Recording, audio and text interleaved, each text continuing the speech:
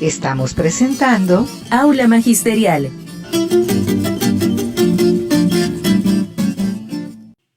Compañeros y compañeras, muy buenas noches. Sean todos bienvenidos a su programa Aula Magisterial. Retomando nuevamente los micrófonos, ¿no, John Jairo? Teníamos varias semanas que no habíamos podido transmitir por diferentes circunstancias, actividades, compromisos, pero nuevamente estamos acá transmitiendo a través de estos micrófonos de su programa Aula Magisterial. Bueno, compañeros, esperemos que nos ayuden a reproducir el enlace para que más compañeros puedan enterarse de la temática que tenemos preparada para esta noche. Como siempre, nos acompaña en nuestra mesa de trabajo nuestro gran amigo John Jairo Hernández, ejecutivo regional de la CUD. Más adelante nos va a acompañar también nuestro gran amigo Juan Pablo Gamboa, el directivo de Asinor, secretario general del SINOR, y como siempre nos acompaña en la asistencia técnica Harold Faría. John Jairo, buenas noches. Muy buenas noches, Nelson, muy buenas noches, compañeros y compañeras que todos los jueves, ¿no?, se conectan y que están pendientes de las noticias y de las orientaciones que damos a través de este programa. Tal cual como lo decía Nelson, algunas situaciones laborales, algunas reuniones, algunos compromisos que teníamos desde la parte laboral, pues nos ha impedido hacer los programas últimamente, pero bueno, estamos acá atentos, estamos prestos a brindar la información, noticias, orientaciones, precisiones claras sobre el accionar sindical y sobre nuestra labor en las instituciones educativas y sobre nuestra labor pedagógica. Entonces, invitar a los compañeros a que compartamos el enlace, a que repliquemos esta información, pues esto con el objetivo de que más compañeros conozcan cuál es la función del sindicalismo, cuál es la función de la dirigencia sindical. Nosotros como movimiento Alianza Magisterial pues estamos en procura de que más compañeros se formen, identifiquen cuál es la información y cuáles son las orientaciones que se dan desde estos programas, esto en aras de fortalecer nuestra labor sindical. Dale la bienvenida, compañeros, y vamos a continuar. Bueno, John Jairo, esta noche tenemos una invitada muy especial, ¿no? La doctora Ángela Guerrero, que es abogada, nos va a hablar sobre un tema muy importante como es el acoso sexual y laboral. Entonces, dentro de pocos minutos vamos a tener la intervención de la doctora Ángela. Vamos también a hablar sobre la elección del comité de la Secretaría de Educación Municipal, comité de convivencia y comité de bienestar laboral, donde tenemos aquí a nuestro gran amigo John Jairo Hernández postulado, ¿no?, al comité de convivencia laboral, ¿no? Así repetimos nuevamente este cargo. Vamos a hablar también sobre, no va a ser ajeno hablar sobre la salud. Lamentablemente pues es un cáncer que estamos viendo día a día, crisis de la salud, y vamos a hablar también sobre la coyuntura política, ya que se avecinan las elecciones, el 31 de mayo, las elecciones presidenciales. es importante. Vamos a hacer un pequeño análisis sobre los 3 candidatos que tienen más opciones de poder pasar a una segunda vuelta, como es Iván Cepeda, Abelardo de la Espriella y Paloma Valencia. Entonces vamos a hablar de lo bueno, de lo malo, de las propuestas que estos candidatos nos ofrecen. Bueno, no sé si la doctora Ángela Guerrero ya está conectada. Sí, claro que sí, Nelson, ya está conectada. La doctora Ángela Guerrero es una abogada egresada de la Universidad Simón Bolívar, magíster en Derecho Laboral y Seguridad Social. Ella, a través de un convenio de la Fundación Paz y Solidaridad de Cataluña con la Central Unitaria de Trabajadores, compañeros, está prestando un servicio muy importante y cuyo impacto está relacionado con la labor que cumplen todos los trabajadores, tanto maestros como cualquier trabajador de cualquier empresa. Entonces, le damos la bienvenida a doctora Ángela Guerrero, bienvenida a este programa, a los micrófonos de Aula Magisterial, y quisiéramos escucharla. ¿Cuál es la intervención? ¿Cuál es la idea? ¿Cuál es el objetivo de este convenio? ¿Y cuáles son los servicios que presta a todos los trabajadores, a todas las trabajadoras, de tal forma de que esas relaciones, ¿no?, laborales se desarrollen de la mejor manera? Porque actualmente, en pleno siglo XXI, y todavía vemos situaciones de acoso laboral, vemos situaciones de acoso sexual. Últimamente pues han salido varias noticias, hasta un candidato a la presidencia hizo algún tipo de insinuación. Entonces, ese tipo de temas hay que abordarlos con mucha tranquilidad, pero también con mucha claridad.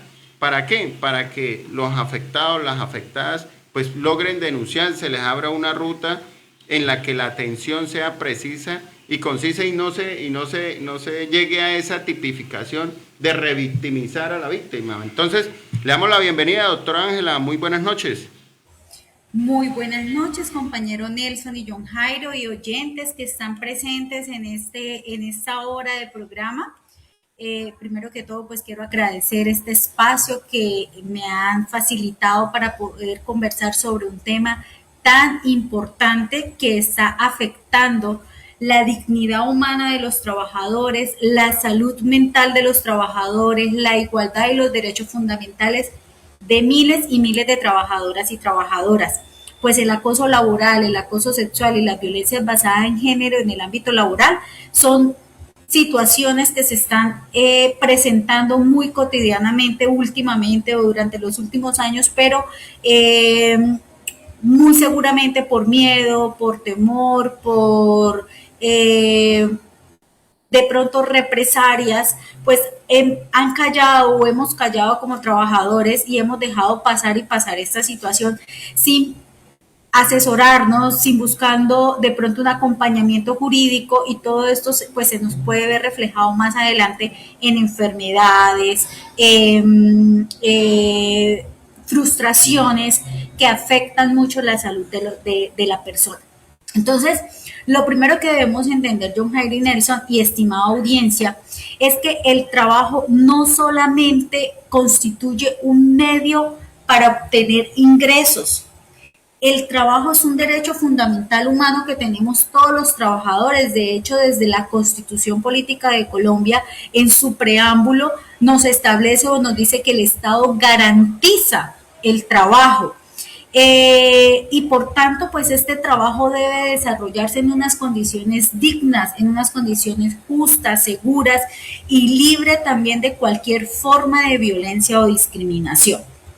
Esto hay que tenerlo muy presente y muy importante, porque tenemos muchas normas internacionales, tenemos normas internas, legales en Colombia, que protegen todas estas formas de discriminación, todas estas acciones o todas estas represalias que están tomando los empleadores muy seguramente en el ámbito laboral.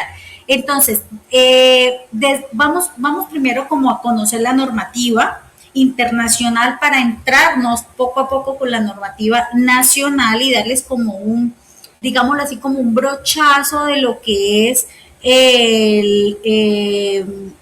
la protección legal que tiene Colombia y que tenemos a nivel internacional para que ustedes puedan accionar y puedan acudir a estas herramientas y buscar ese acompañamiento y ese asesoramiento jurídico.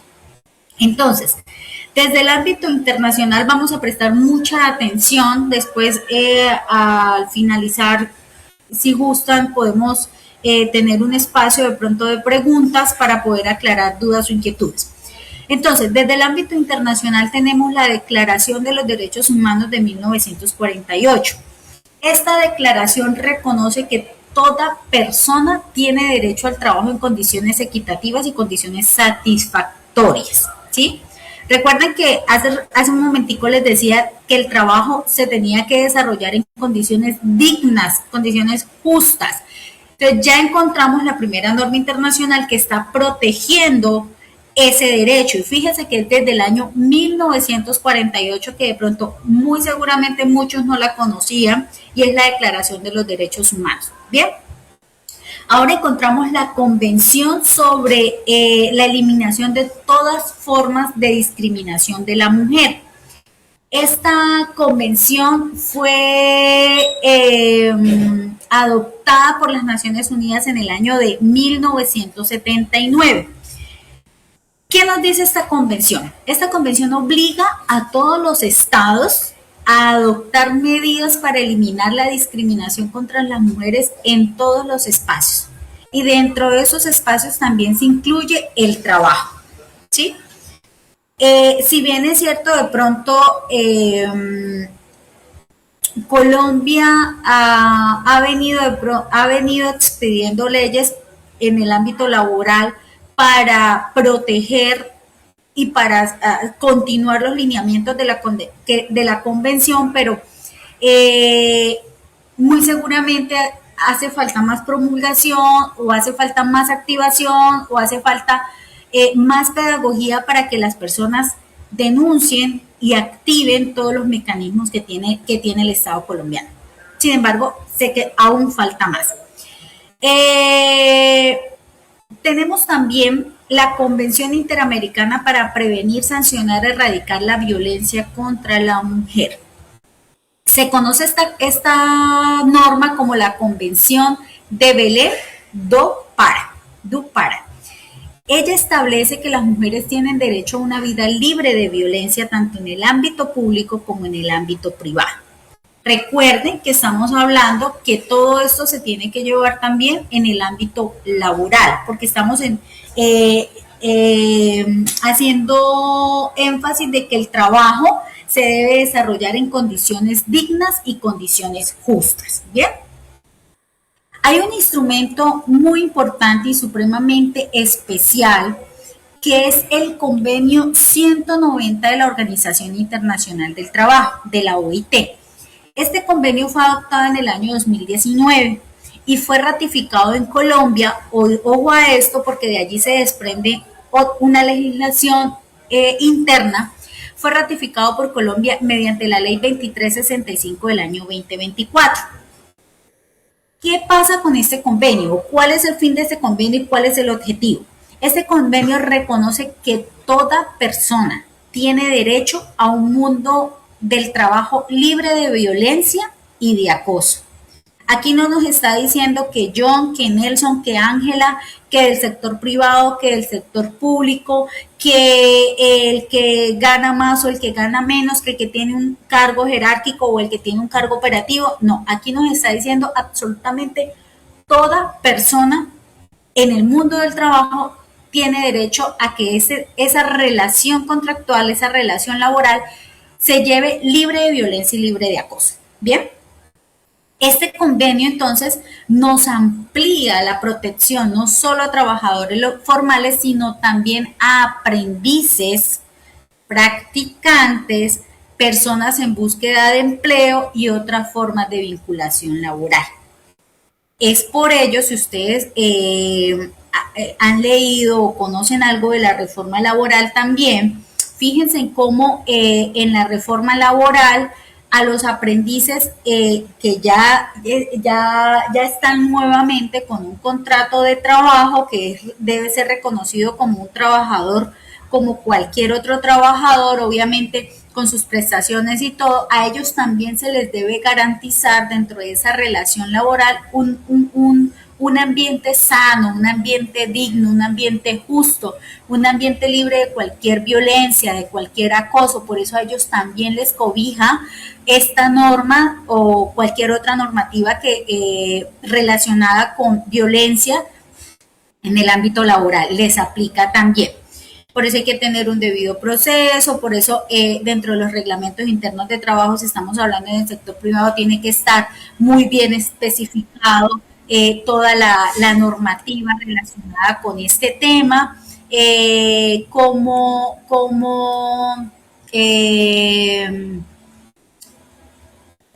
actuar en casos de acoso laboral, cómo actuar en casos de violencia, cómo actuar en casos de acoso sexual. Bien, eso lo tenemos en cuanto a la parte internacional. Ahora vamos a mirar un poquito la parte legal interna, lo de Colombia. Obviamente empezamos con nuestro marco constitucional, la Constitución Política de 1991. ¿Qué pasa con la Constitución Política? Esta es nuestra arma, nuestra Biblia como ciudadanos, ¿sí? La Constitución Política plasma, plantea o establece o consagra más bien que la dignidad humana es un principio fundamental, es un derecho fundamental y por tanto protege todos aquellos derechos como el trabajo, la igualdad, la intimidad, la honra, la integridad física, la integridad moral. Todos estos son derechos fundamentales y están consagrados en nuestra Constitución Política. Entonces, al estar consagrado en nuestra Constitución Política, está recogiendo todos esos instrumentos internacionales que acabamos de mencionar. Pero, ¿qué pasa? Específicamente, vámonos ahora en el caso de acoso laboral. ¿Qué encontramos con el tema de acoso laboral? Desde el año 2006 se creó la ley 1010, ¿sí? Esa es la primera ley, digamos, en Colombia que nos toca el tema de acoso laboral. Nos habla de unas conductas, nos habla de unos procedimientos, nos habla de una finalidad, cuál es ese fin. Y el fin de esa ley es prevenir, corregir, sancionar todas aquellas conductas de acoso que se presentan dentro de esas relaciones de trabajo. Bien. Esta ley nos define el acoso laboral de la siguiente manera. Nos dice que el acoso laboral es toda conducta persistente y demostrable. Y ojo con esto, hago mucho énfasis en persistente y demostrable. ¿Por qué hago énfasis en eso? Porque en muchas ocasiones como trabajadores dejamos pasar esa persistencia, esa continuidad, no recaudamos pruebas y nos quedamos cortos para poder accionar un tema de acoso laboral. ¿Por quién es ejercida? La ley también nos dice que esta conducta persistente y demostrable puede ser ejercida por varios sujetos. Puede ser el empleador directo, ¿cierto? Pueden ser jefes, pueden ser compañeros de trabajo o incluso pueden ser los mismos subordinados. Y que esa conducta, para que considerarse como acoso laboral, debe ir encaminada a infundir miedo, a intimidar, a angustiar, a desmotivar o a inducir a la renuncia a ese trabajador. Entonces, fíjense, aquí tenemos que tener en cuenta tres cosas muy importantes. Primero, que la conducta debe ser demostrable y persistente. Tenemos que tener pruebas, ¿bien? Que esa conducta puede ser ejercida por o directamente el empleador, o los jefes, o compañeros de trabajo, o incluso los mismos subordinados. Y que esa conducta debe ir encaminada a infundir el miedo. ¿Cómo pruebo yo el miedo? ¿Cómo pruebo yo la intimidación? ¿Cómo pruebo yo la angustia? ¿O cómo pruebo yo esa desmotivación de ir a laborar, de ir a trabajar, de ir a cumplir una jornada de trabajo, o qué fue lo que me indujo a mí como trabajadora para yo decir renuncio, ¿sí? Tengo que probar todo eso, como se dice en el derecho, dame la prueba y te daré el derecho. Entonces, algunos ejemplos de acoso laboral pueden ser humillaciones permanentes, burlas o ridiculaciones constantes en público, delante de todos los compañeros, sobrecarga injustificada del trabajo. Recuerden que todos tenemos un manual de funciones, o todos deberíamos de tener un manual de funciones en el sector público, pues es claro que todos tenemos manual de funciones. En el sector privado no todas las empresas manejan manual de funciones. Entonces, conociendo mis funciones, y si hay sobrecarga de funciones, podría injustificada, sobre todo injustificada, podríamos hablar de pronto ahí, ya hay de una conducta de posible acoso laboral. Un aislamiento deliberado del trabajador, ¿sí? Amenazas o presiones indebidas, una obstaculización de las funciones laborales. Eso también podríamos estar de pronto mirando si se configura un acoso laboral, o una descalificación reiterada frente a compañeros o frente a usuarios. Que, ay, pero es que se me ocurre un ejemplo, elaboré un documento para X persona y a mi jefe no le gustó como yo redacté, o no le gustó cómo quedó, y delante de todos los compañeros me diga, pero es que usted es bruta, pero es que usted no tiene ni cinco dedos en la frente, pero cómo se le ocurre hacer eso así. O sea, eso es humillante, eso es descalificar mi trabajo, y obviamente está afectando, ¿qué? Mi dignidad humana. En este sentido, entonces, es importante aclarar que la exigencia del cumplimiento de las labores, eso no constituye acoso laboral. Tengámoslo muy presente. Una cosa es que yo tengo un manual de funciones y no lo esté cumpliendo, y el jefe me diga, oye, ¿tú por qué no estás cumpliendo con estas funciones que están plasmadas en ese manual? Y otra cosa es que me sobrecarguen, u otra cosa es que bueno, se cometa alguna de esas conductas ya mencionadas. El cumplimiento o la exigencia de sus funciones no es acoso laboral, eso no constituye acoso laboral. Hay que tener en cuenta también que, por ejemplo, en mi caso en el sector público, a ustedes se les hacen evaluaciones de desempeño, evaluaciones objetivas de desempeño. Y estas evaluaciones objetivas de desempeño obviamente se llevan a cabo sobre ese cumplimiento de ese manual de funciones, ¿cierto? Todas aquellas decisiones que emanen de esas evaluaciones de desempeño, obviamente que sean objetivas y que estén ajustadas a la ley o estén ajustadas al derecho, pues no son acoso laboral, ¿sí? Y obviamente pues todas esas acciones se deben de desarrollar dentro de ese marco de respeto y de legalidad, ¿bien? ¿Por qué les reitero eso, o les hago mucho énfasis en eso? Porque es que a veces como trabajadores malinterpretamos la exigencia de cumplimiento de mis funciones con sobrecarga laboral, y actuamos de pronto erróneamente, o activamos mecanismos cuando realmente no hay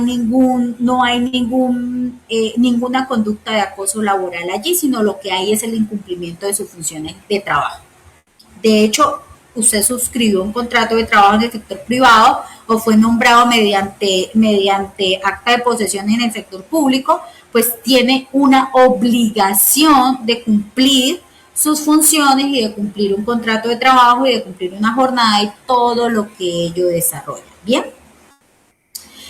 Ok, vamos al otro punto. Cerramos el acoso laboral. Vamos al acoso sexual. ¿Qué pasa con el acoso sexual? Resulta que hoy en día el acoso sexual es una de las formas más graves de violencia en el trabajo. De verdad que se ha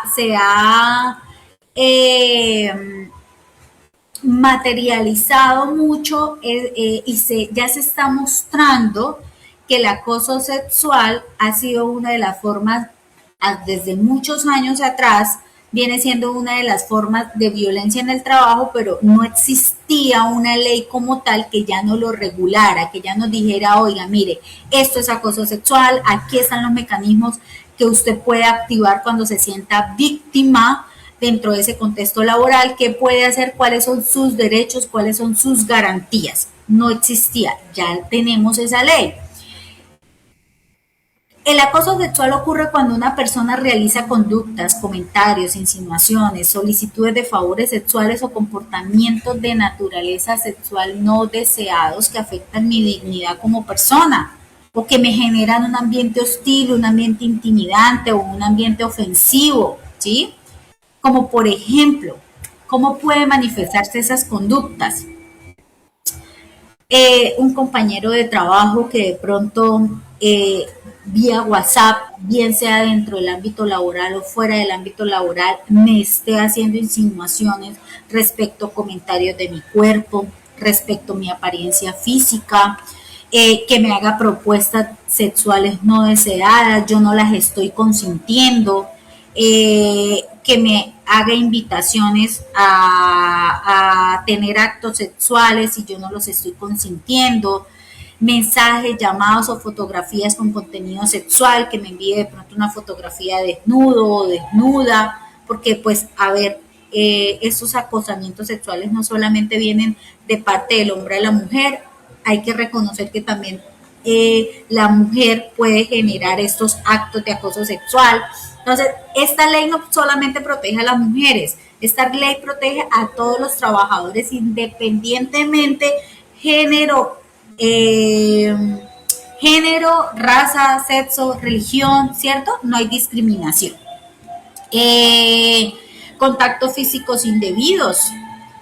Voy pasando por ahí y el compañero le pareció muy gracioso, muy bonito agarrar y mandarme la mano al glúteo y tocarme el glúteo, o le parece muy bonito el compañero y de mucho chiste, como dicen por ahí, o se decían hace mucho tiempo, un beso en la mejilla, pero es un beso bastante provocativo, o sea, y que yo no lo estoy consintiendo. Todas estas conductas o actos se consideran acoso sexual.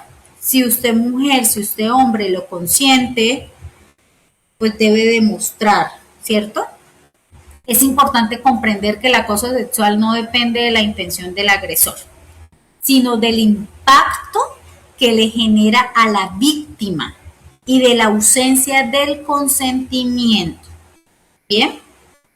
Si yo en un mensaje de WhatsApp le dije, ay, sí, listo, chévere, veámonos, vamos, rumbeamos y bien, y aquí no ha pasado nada, o sea, yo ya estoy consintiendo ese acto o esa acción de ese compañero de trabajo. ¿Bien?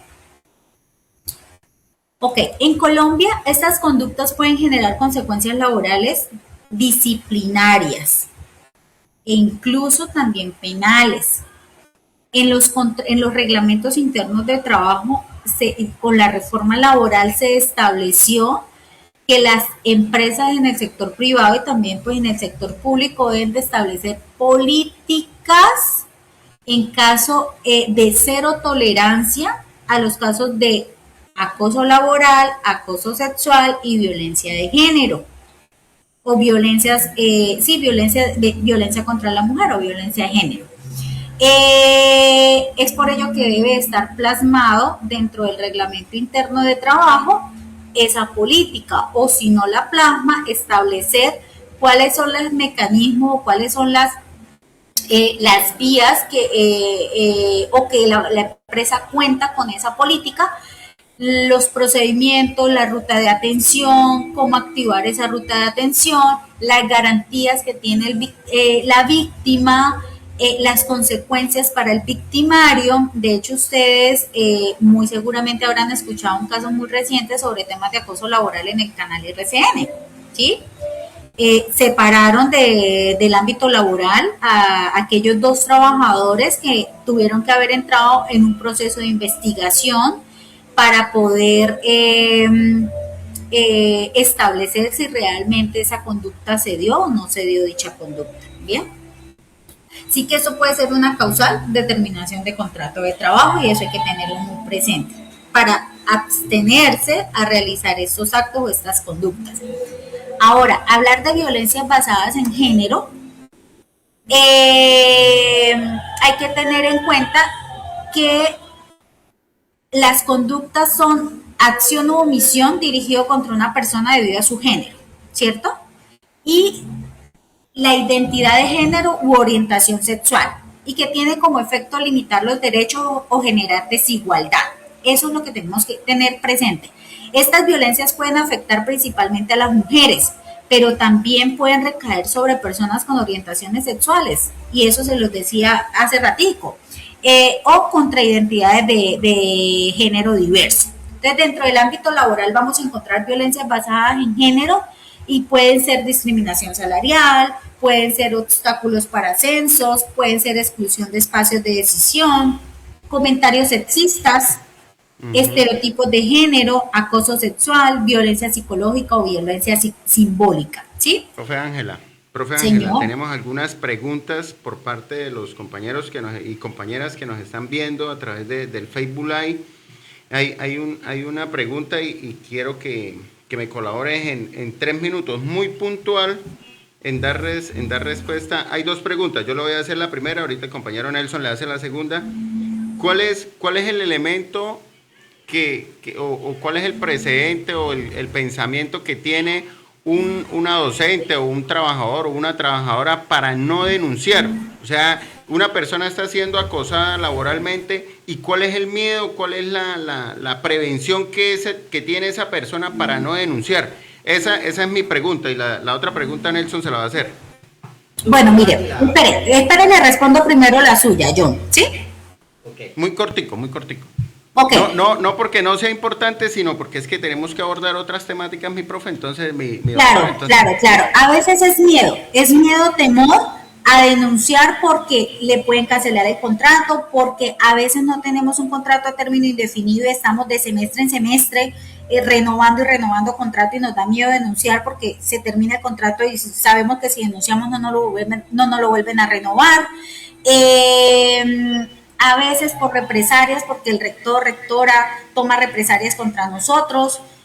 Son temores que muchos docentes de pronto se guardan y prefieren callar por tener un trabajo, por tener una estabilidad y unos ingresos económicos. ¿Bien?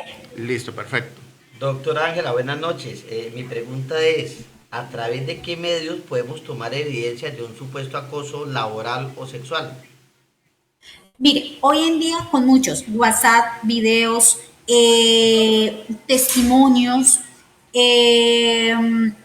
escritos, a veces esas noticas, mensajitos de papelito va y papelito llega, firmado, qué sé yo, los testigos también nos pueden ayudar mucho, audios, todos estos son medios de prueba que nos ayudan a evidenciar un posible acoso laboral, acoso sexual o violencia en género. Listo, perfecto, mi doctora. Doctora, para finalizar, ¿qué días atiende usted? ¿En qué horario? ¿Cómo pueden los compañeras o los compañeros comunicarse con usted para recibir esa asesoría y ese acompañamiento, servicio que presta la Central Unitaria de Trabajadores aquí en Cúcuta y que pues es un convenio que sin duda alguna es para beneficio de la clase trabajadora? Claro que sí, John. Los miércoles de 8 a 11:30 de la mañana en la Central Unitaria de Trabajadores estoy brindando esta asesoría y acompañamiento jurídico. De verdad que quiero invitarlos a que no sigan siendo víctimas de acoso laboral, sexual o cualquier forma de violencia basada en género. Usted no está obligado a soportar en silencio. Hable. Usted tiene una estabilidad laboral reforzada en ese caso, en el momento que usted denuncie, tiene una estabilidad laboral reforzada. No se quede callado, documente los hechos, conserve las pruebas, busque esa orientación jurídica, de verdad que sí, y utilice los mecanismos internos y externos que le da la ley para esa protección. Así que los espero los miércoles de 8 a 11:30 de la mañana. Aprovechen este convenio. Mire que son muy pocas las subdirectivas a nivel nacional que tienen este convenio y si no lo Si no lo activan ustedes, si no usan ustedes esas herramientas jurídicas, muy seguramente este convenio lo finalizan y no vuelve a Cúcuta Norte de Santander. Muchas gracias. Pero un momentico, Doctora, mira. perdón, hay una pregunta acá en el chat que nos dice, hay comentarios de un directivo a un profe de que no haga más preguntas en reunión con los compañeros. ¿Qué le podemos contestar a ese compañero? Pero qué tipo de O preguntas, sea, hay una que mirar intervención, ese, o sea, va a hacer alguna hay que, intervención y le dice, no, no haga más preguntas. O sea, lo manda a callar, prácticamente. Lo silencia.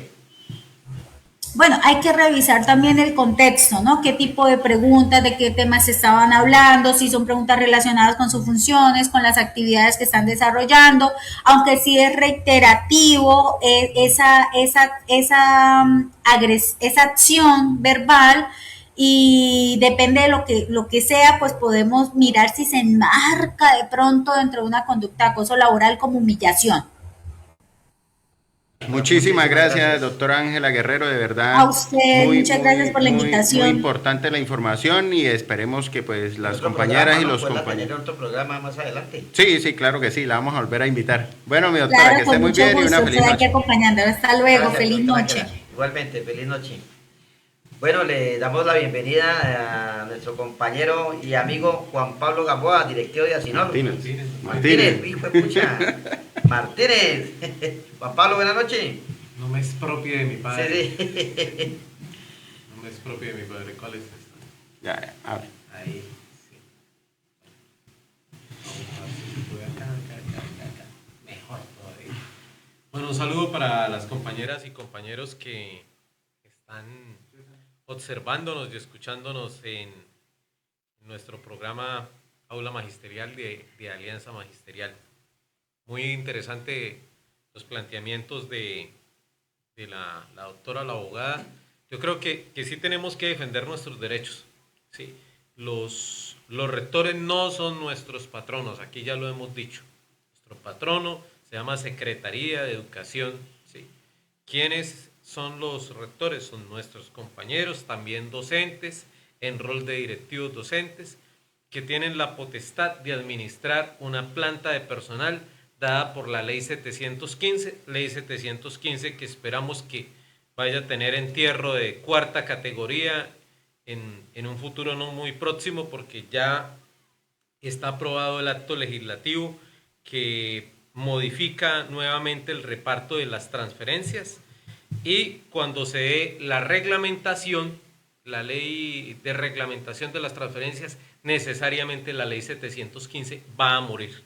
Esperamos que se construya una legislación que ayude a articular las comunidades educativas y no a fragmentarlas.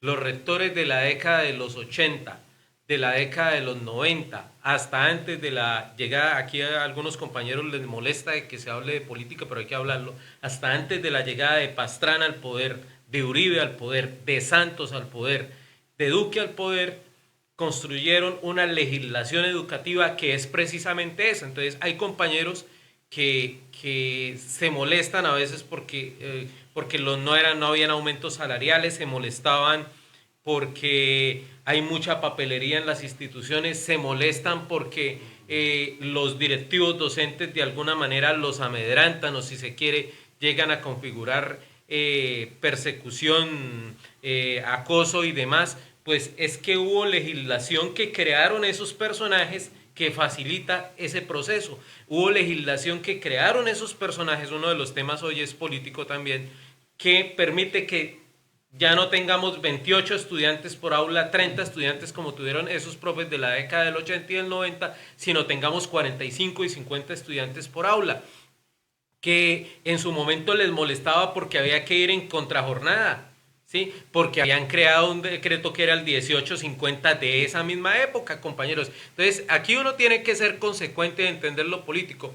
Por supuesto que cada quien es el que va a ejercer también el derecho al voto. Nadie, o sea, tampoco es que que se está obligando a la gente, que alguien decía aquí que se vende, nadie vende a quién. O sea, ¿quién vende a quién?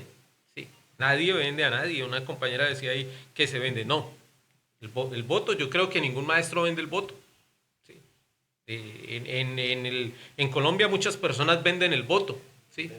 Venden la conciencia, ¿sí? E incluso de esto sí conozco casos, compañeros que no venden el voto, pero con tal, digamos, de a veces conseguirle empleo a sus hijos, están con la clase politiquera tradicional del norte de Santander para que el hijo esté en una alcaldía, esté en la gobernación. De eso sí hay. De eso sí hay algunos compañeros y uno comprende pues en la medida que buscan darle una estabilidad laboral a sus hijos, pero eso hace parte pues de esta democracia de Colombia. Entonces esos elementos de acoso se construyeron en esa legislación que iba en contra de lo que ganamos los maestros, que fue la ley 115, yo lo he señalado aquí muchas veces, el decreto 3020, el decreto 1850, si se quieren, lo que nos quitó a nosotros como cierto rol y cierta reputación como maestros. Entonces, primero nos metieron el 0230, después el 1290. Hoy en día, si usted, un estudiante le pierde el año, se le viene encima a su rector, se le vienen encima algunas veces incluso compañeros, se le viene encima a la comunidad educativa, se le viene y lo amenaza el padre de familia.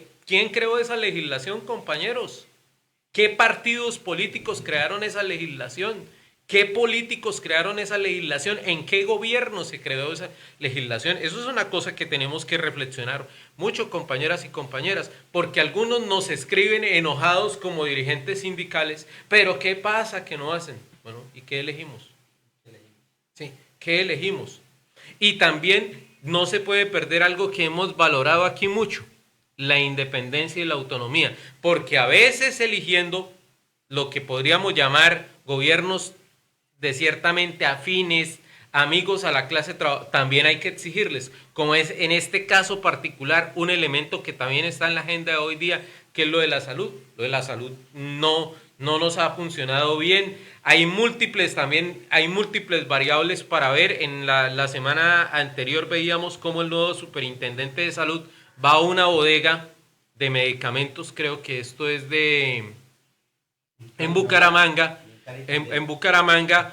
la gente pidiendo los pañales, no hay pañales, pero la bodega llena de pañales, la gente pidiendo el Carbidol para los...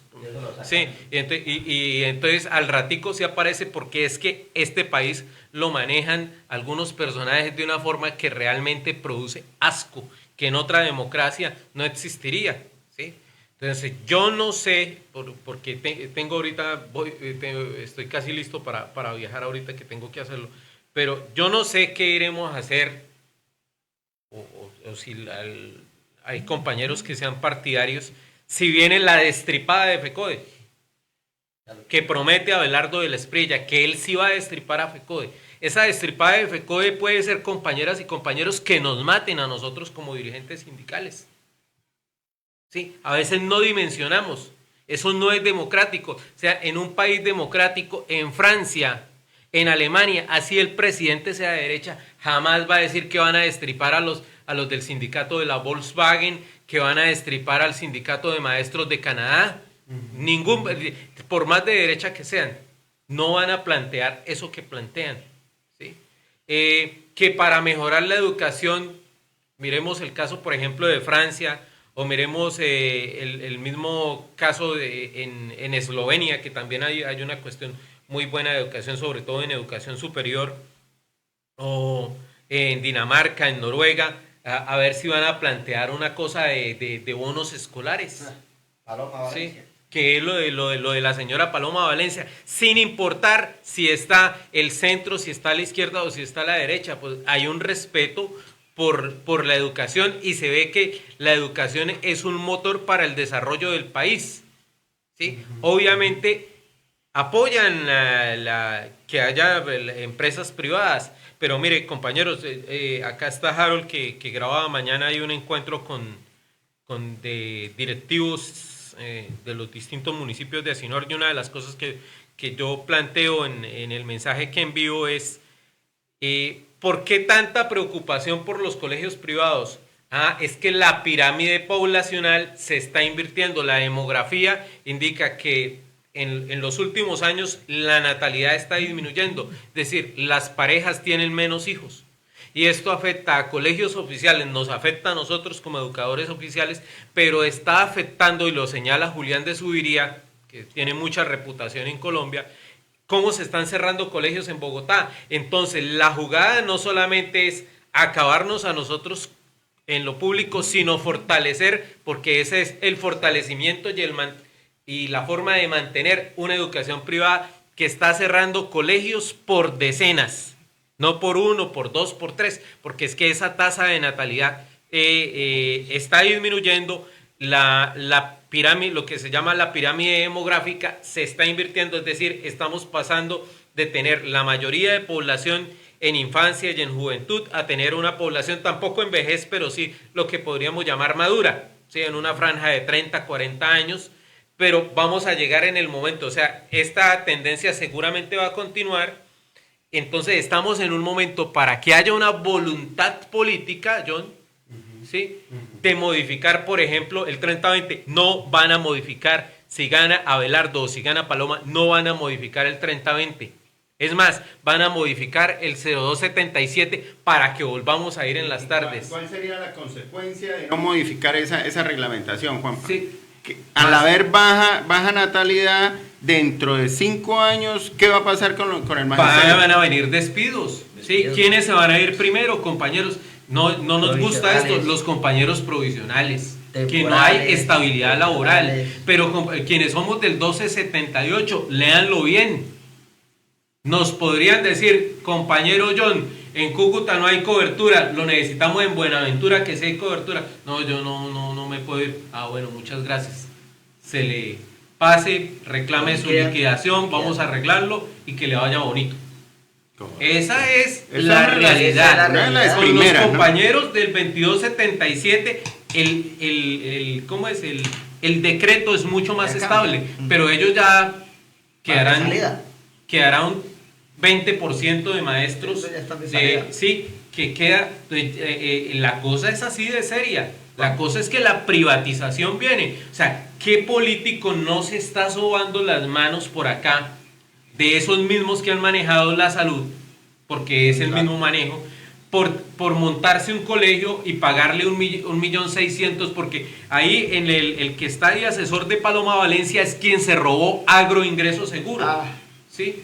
El personaje Andrés Felipe Arias, conocido como Uribito, y que dice que hay que bajarle al salario mínimo, ¿sí? O hablar de un salario mínimo por regiones. Entonces, como aquí hay mucho desempleo, habría que tener un salario mínimo inferior para que supuestamente haya más contratación. Entonces, imagínense, profesores de salario mínimo en esos colegios. Eso es lo que está ahí. Bueno, pero como dije que venía rápido, 2 minuticos. Vienen las elecciones de otro tema que está ahí.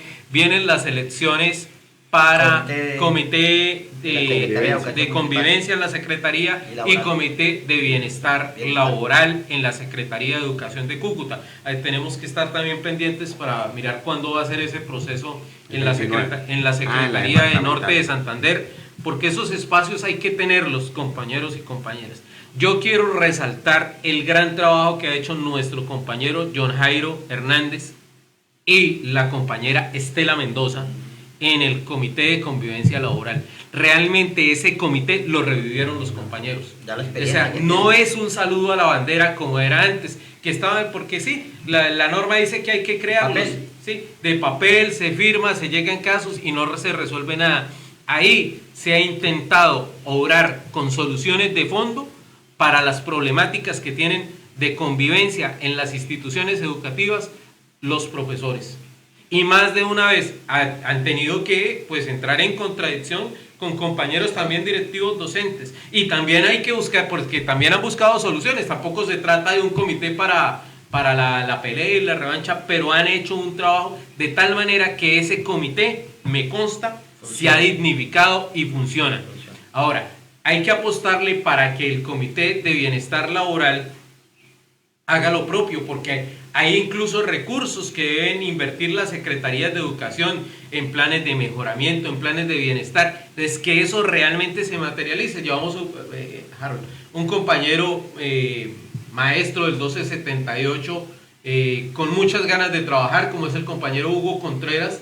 Entonces, está junto a la compañera Verónica de Arco, planteados para ese comité. Entonces, esperamos que el 29, John, sí, el 29 son las elecciones, Creo que va a ser como un mecanismo de elección virtual. Participemos masivamente, nos apoyen masivamente, porque creemos, y ustedes lo dirán acá en los comentarios también del chat, que desde Alianza Magisterial hemos intentado hacer el mejor trabajo posible.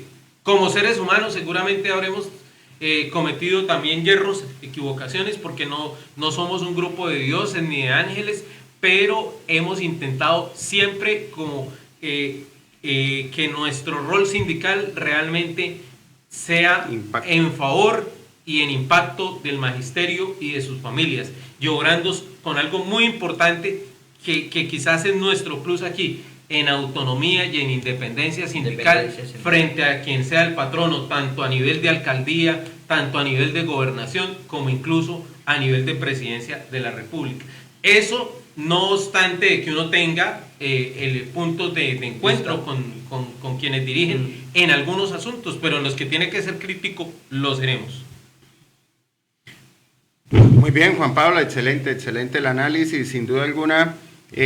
La coyuntura política la tenemos clara, nosotros estamos metidos en el cuento, todos los días leemos noticias, todos los días indagamos, todos los días leemos cuáles son las propuestas del Ministerio de Educación Nacional, cuáles son las propuestas de los diferentes congresistas, cuáles son las propuestas de los candidatos a la presidencia de la República, y entonces de allí uno decanta. Con Nelson habíamos hecho un trabajito y traíamos una tarea lista para socializarla, pero vamos a hacerla muy, muy práctica, Nelson, lo más práctica posible. Esto en aras no de vender, esto en aras no de decir es que el candidato Cepeda es el único y es que el magisterio está vendido y es que el sindicato está vendido. No, es en aras de uno establecer, como cuando uno hace una evaluación, cuando uno verifica qué contestó el niño John Jairo, pero también qué contestó Juan Pablo y qué contestó Nelson, y usted dice, uy, pero mire, esta respuesta de Nelson fue muy buena, la de Juan Pablo mejor, la de John, uy, estuvo muy acertada, la de Nelson, mire el ámbito que lo toma. Entonces, estos son los diferentes aristas que uno debe tener en cuenta al momento de elegir qué candidato, qué presidente ha desarrollado una administración a nivel nacional que uno diga que es perfecta. No hay ningún candidato, no hay ningún personaje, no ha habido ningún presidente que la desarrolle de manera perfecta, pero sí lo que planteaba Juan Pablo en cuanto a la normativa, para beneficio nuestro, para beneficio de la educación, y no únicamente en salarios. Mire, yo estaba escuchando y es recurrente las quejas de los maestros cuando le dicen a uno, uy, John Jairo, es que los niños de Piar, uy, John, es que el calor, uy, John, es que tengo 35, 40 estudiantes, uy, John, es que esto y aquello falta en la institución y yo llego cansada. Y resulta que aparte de eso, la sociedad sí nos evalúa a nosotros. Entonces, bueno, es que el profesor se la gana suave, es que el profesor gana muy bien, es que el profesor trabaja a mediodía, es que el profesor se la pasa chateando, cuando nosotros como profesionales no tenemos la capacidad de ir a criticar a un ingeniero, de ir a criticar a un médico, de ir a criticar a un arquitecto, porque cada cual está en su rama. Entonces resulta que la sociedad nos critica, a veces nosotros mismos nos criticamos, nos andamos duro, es que el profesor de primero no hace el trabajo bien, es desconociendo la realidad, desconociendo el contexto al interior del aula de clase, las situaciones que se están presentando. Entonces, Nelson, vamos a leer algunos ápices, algunos elementos muy puntuales de los candidatos, dos elementos puntuales que van en contra de lo que nosotros hemos planteado y como sociedad, como dirigencia sindical en procura de que la sociedad, de que el país vaya avanzando para el lado positivo, porque hay candidatos que ellos avanzan pero para el lado negativo. Entonces escuchamos, Nelson. Bueno, compañeros, Juan Pablo, John Jairo, pues sí, la tarea se hizo de buscar, vamos a hacer equitativamente aquí el trabajo, lo bueno y lo malo de estos candidatos, de lo que ellos están ofreciendo, planteando. Entonces, hablemos de supuestamente lo bueno de Paloma Valencia. Dice, defensa de la propiedad privada y la libre empresa. Es una promotora constante de la reducción de la carga tributaria para las empresas privadas, bajo la premisa de que esto genera empleo y dinamiza la economía. Ellos siempre han defendido la empresa privada. Siempre han defendido la privatización. ¿Y Uribe qué hizo? Sí. Le quita impuestos a los ricos y los pone a los pobres. Exacto. Esas son las reformas tributarias, aumentar el IVA y quitar los impuestos directos. ¿Podemos darle la razón a una propuesta de esas? Nosotros como maestros y como dirigencia sindical. Esta nos toca a nosotros y ya la habíamos planteado, y no solo en este programa, sino en programas anteriores. Enfoca la educación y primera infancia. Ha impulsado el proyecto de bono escolar, una propuesta que busca que el Estado financie la educación de niños de escasos recursos en colegios privados, permitiendo que los padres elijan la institución y fomentando la competencia por calidad. Juan Pablo. Imagínese esa, los bonos escolares. Los vouchers. Un golpe directo a FECODE, al espinazo de FECODE. Desfinanciar la educación pública para inyectarle al privado. Algún amigo mío acuñó una frase muy bonita, yo la dije aquí hace un par de semanas. Un Robin Hood al revés, nuevamente, quitar de lo público para llevarle a los... Esa es la cara de la privatización. Van a financiar pública para inyectar al privado. Ajá. Ah, bueno, ¿nos afecta o no nos afecta? Claro que nos afecta. Tomemos conciencia de eso. No, vamos a ser puntuales en esas. Vamos ahora con el doctor Destripador. A hablar de las prillas. Matagatos. El matagatos. Dice, enfoque radical en seguridad y orden, es lo que él propone. Dice en su propuesta central, defiende la aplicación de mano dura contra la criminalidad, el narcotráfico, él no era el abogado de los narcotraficantes, bueno, y los grupos al margen de la ley. Propone un respaldo irrestricto, o sea, sin condiciones, ¿cierto? Irrestricto, sí. A las fuerzas militares y de policía. Y ha sugerido en diversas ocasiones endurecer las penas y reformar el sistema penitenciario, tomando como modelo al presidente Bukele en El Salvador. ¿Esto qué genera? Estamos hablando de más violencia. Estamos en un país violento y vamos a generar más violencia, y como cuando hablamos de destripar, una palabra que preocupa, destripar los sindicatos, acabar, matar. Y si mataba gatos, pues ahí lleva algo. Hombre, algo bueno no va a salir ahí. Y lo preocupante es cuando hablaba de que quiere acabar con FECODE. Si acaba con FECODE, se nos van a acabar nosotros las movilizaciones pacíficas. Ya no vamos a tener el derecho de las movilizaciones. Ya no podemos exigir nuestros derechos. Correcto. O sea, correcto. Eso es preocupante. Se acaba FECODE, se acaba el sindicato. Y no falta el ministro, el viceministro que empiece a ponerle talanqueras y empiece a prohibir o a cooptar el derecho. Miren, Bogotá se ha presentado algo, ha tenido inconvenientes, sí, claro. Bogotá en cuanto a movilización y capacidad de convocatoria de la misma ADE, creo que decía. Sí, de la ADE. Entonces, es importante, compañeros, tremendo análisis. Nelson, vamos a compartir ese documento, porque sin duda alguna es una orientación, no es que nosotros le estemos obligando a los maestros, vamos a votar porque es que esa es la orientación, no, sino con argumentos, elementos válidos, precisos del por qué vamos a votar por Iván Cepeda en primera vuelta y en segunda si se da. Pero ¿por qué? ¿Cuál es el beneficio para la sociedad? Discutible algo de que la reforma laboral, la reforma pensional, el salario mínimo en la administración de Gustavo Petro como presidente benefició a los trabajadores. Claro que los benefició, eso no es discutible. ¿Con qué elementos alguien me puede decir que no? El presupuesto de educación se elevó significativamente. Yo quiero escuchar se nota aquí la plata que le meten a las infraestructuras educativas, a las universidades. Se están los edificios. ¿Cuándo hacían un edificio? Aquí los edificios se caían. Algunos colegios también les han invertido, pues a otros los entes territoriales tienen que hacerlo, pero han construido colegios. ¿Eso se veía? No, difícilmente se veía. O sea, yo no tengo recuerdos que aquí hayan construido, excepto con recursos propios de las universidades, edificios en las administraciones anteriores. Porque ¿qué les tocó hacer a las universidades públicas? Yo estudié también en la de Pamplona y en la UIS. Entonces la UIS, la Nacional, la de Antioquia sobre todo, pasaban a sus mejores maestros a convertirlos en contratistas del Estado para generar recursos que a su vez podían invertir en infraestructura. Entonces privaban realmente al estudiante de tener el educador con amplia experiencia, con amplio conocimiento, de tenerlo en el aula, porque había que tenerlo levantando contratos para la universidad, para generar recursos para la universidad.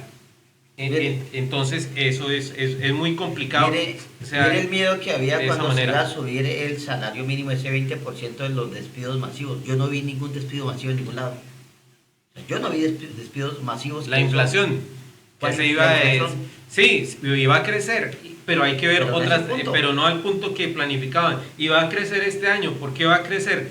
Porque los alimentos están encarecidos, porque va a venir, venimos de un fenómeno de la niña, viene un fenómeno del niño. Preocupante, El gran productor de alimentos, o los grandes productores de alimentos en el mundo, sobre todo de cereales, están entre la parte de Ucrania y Rusia. Hay una guerra. Hay una guerra. El estrecho de Hormuz se cerró y por ahí circula la quinta parte, es decir, el 20% del petróleo mundial, por la estupidez de alguien que admira tanto Paloma como Abelardo, que es el señor Trump.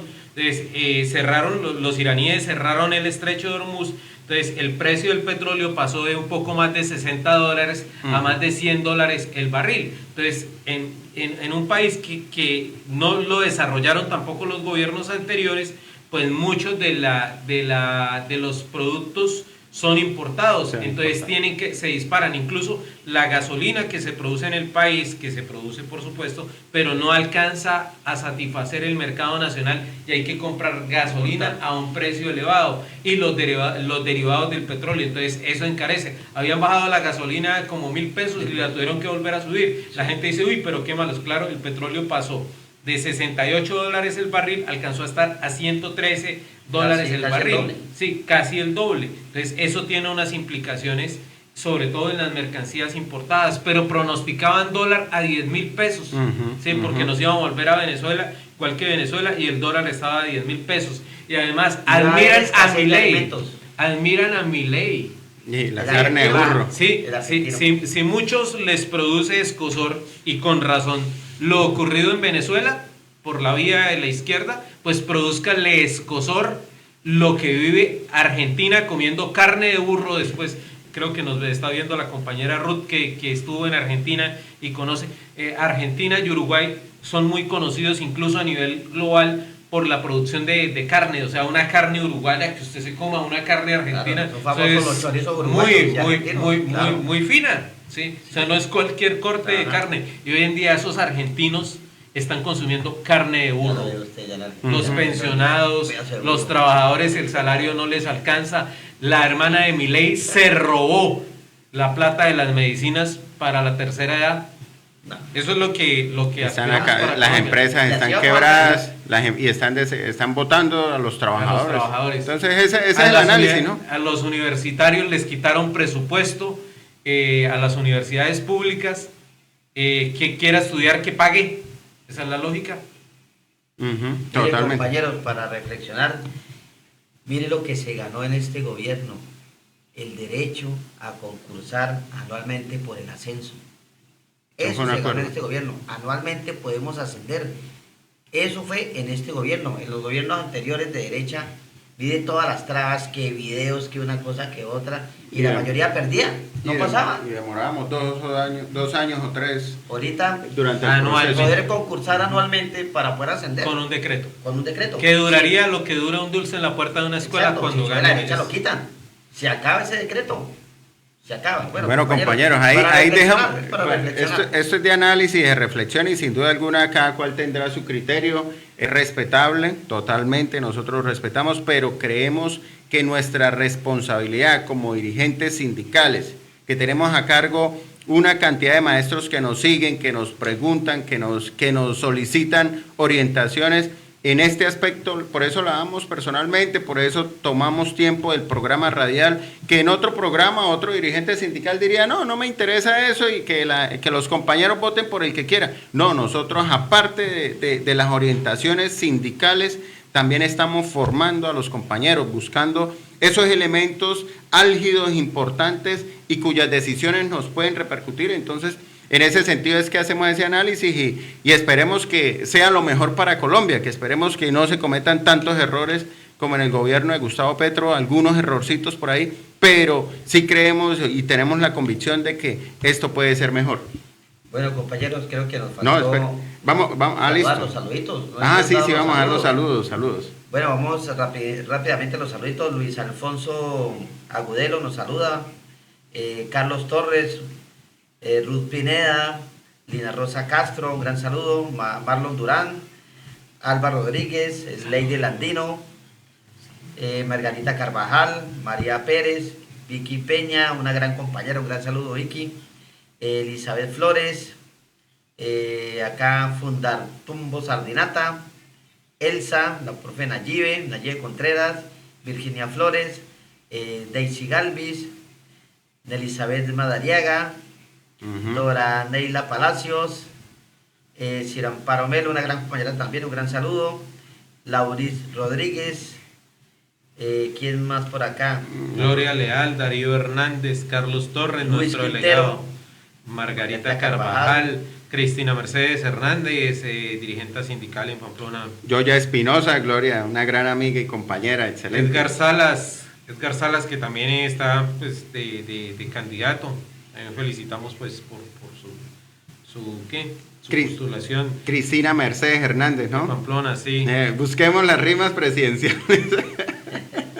Muy bien, Cristina Hernández. Bueno, compañeros, No sé si nos pasó alguno, realmente le pedimos disculpas. Sandra Galvis, Margarita Carvajal, ya la saludaron. Sí, ya. Vicky Rocío Peña, Ya. conectada desde el principio. Y bueno, todos los compañeros y compañeras que han estado atentos al programa. Ruth Pineda también la vi que estaba conectada. Sí, también la saludamos.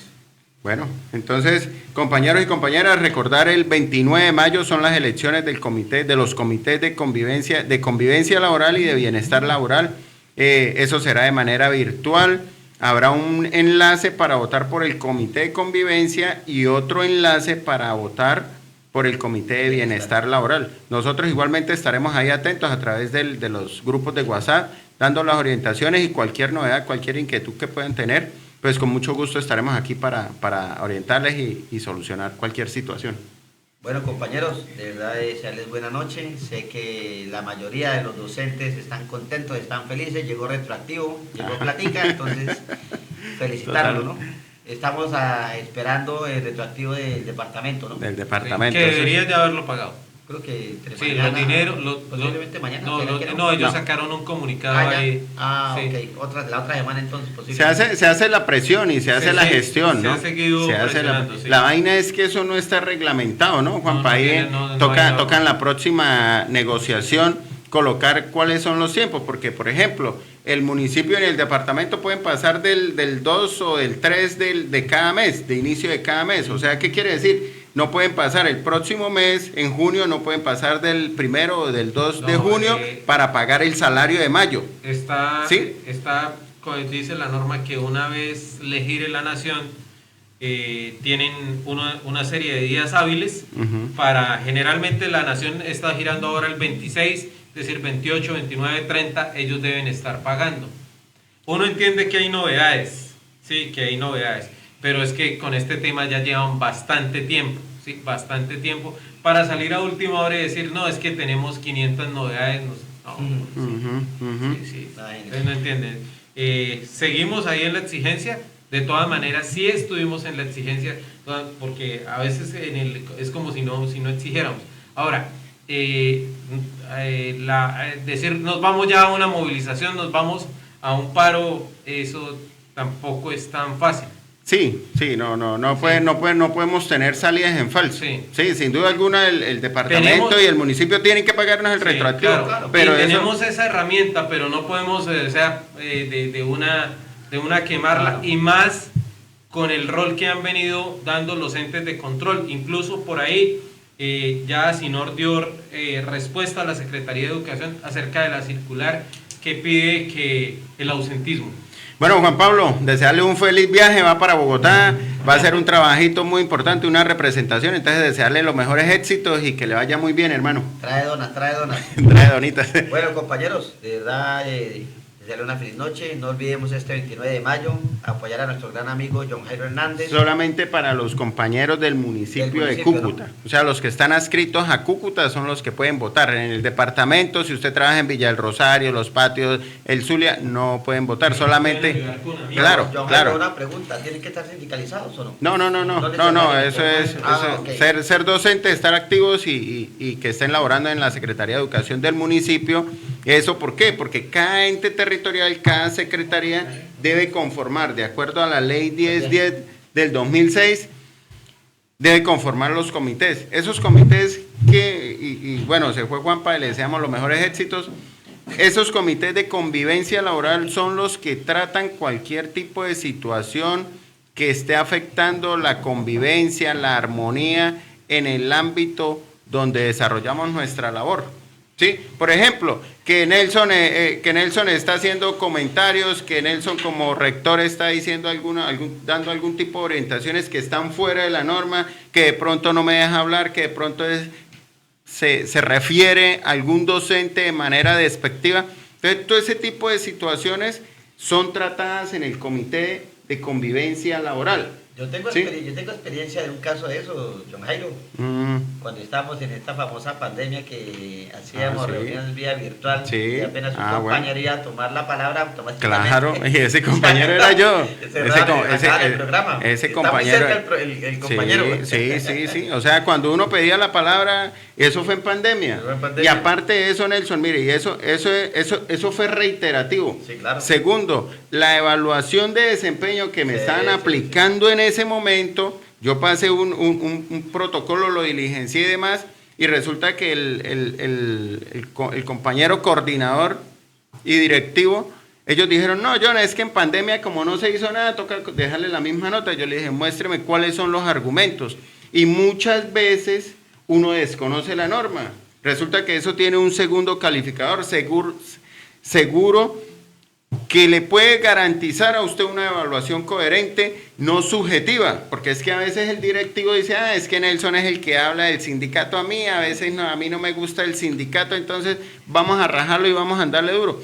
Se han presentado situaciones con la evaluación de desempeño, compañeros, entonces cualquier situación que se presente, sin duda alguna, el maestro tiene que colocar la queja, y la queja es la misma denuncia, pero coloquemos la queja, porque en esa medida es que se mejora el ambiente laboral, en esa medida es que hay armonía en lo que nosotros hacemos. ¿Por qué? Porque lo que hablábamos hace rato, ya tenemos los niños con necesidades educativas, tenemos los padres que a toda hora nos quieren escribir por el WhatsApp y que tenemos que responder, y resulta que aparte de eso, entonces el rector nos dice, John Jairo, es que usted tiene que hacer esto, tiene que hacer aquello, y entonces a veces el miedo, y yo le preguntábamos a la doctora Ángela, ¿cuál es la visión o cuáles son esas concepciones que nos impiden hacer la debida denuncia? Entonces, esa es la invitación, compañeros, de acuerdo a la ley 1010, la resolución 3461, está definido que quien reglamenta esa ley 1010 de convivencia y acoso laboral, y sin duda alguna, pues invitarlos este 29 de mayo, días antes de la elección. Plancha número 6, ¿no? Plancha número 6. Y la plancha número 4 para bienestar laboral. Nosotros estaremos compartiendo los enlaces. Mire, compañeros, la verdad la experiencia que tiene nuestro amigo John Jairo es importante. La verdad revivieron este comité de convivencia laboral, porque como decía Juan Pablo, eso era de papel. De papel era un requisito, pero la verdad hicieron un excelente trabajo. Entonces vamos realmente a apoyar plancha número 6 este 29 de mayo, a votar masivamente, virtualmente, y a sacarlo como presidente, ojalá. Sí, vamos a ver, vamos a apuntarle. Bueno, compañeros, buenas noches, Dios los bendiga. Próximo jueves, 7 de la noche. Un fuerte abrazo.